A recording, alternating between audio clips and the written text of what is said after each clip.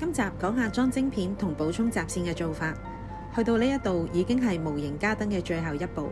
上集分享咗我哋會用磁吸供電，而做法就係將磁吸嘅正極線同負極線連同各個嘅部件，例如頭、手、腳、心口嘅線一齊焊上晶片。喺裝晶片嘅時間會見到好多個線，因為所有線都會喺晒呢一度。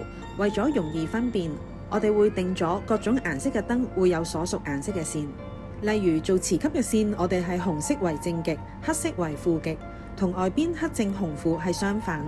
但若果我哋跟外邊用紅色做負極，咁喺我哋日常做嘅模型咁多色咁多線嘅情況就會好痛苦。不過我哋個模型係唔賣嘅，所以大家就唔會遇到呢個問題啦。上晶片之前，我哋要先集線，減省線嘅數量。首先梳理好啲線，將負極一束同顏色嘅燈一束。如果有獨立燈效嘅線，就可以唔需要集線。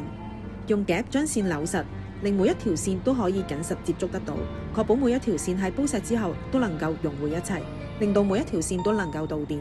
所以我哋集線嘅時候，一般唔會超過20條。落石煲線嘅時候，當見到佢出煙，代表漆皮已經燒開。如果線嘅數量有幾條，就可以繼續等多幾秒，等啲線可以煲得透。跟住落返個熱縮通，咁就完成集線。集完線就可以上晶片。我哋一般會用8腳同16腳嘅晶片，晶片都可以喺淘寶買到，而晶片嘅編程係由我哋自己編寫。之前嘅千燈之城吉翁號就係用咗20個16腳嘅晶片，而今次柯柏文冇咁複雜，用一塊自家製嘅8腳晶片就足夠啦。呢個8腳嘅晶片係行 C language， 優點係體積細、線路簡單，缺點係效能低、容量細、難編程。如果大家有需要用出面品牌嘅晶片都可以，例如摩光堂。我哋喺編程嘅時候已經設定咗每個腳位會有唔同嘅 pattern， 各有唔同嘅燈效。另外，我哋用編程將5V 電簡化為3V 電，藉住程式去調校頻率同埋瓦數，所以就唔使用到電阻去解決唔同顏色嘅燈有唔同頻率嘅問題。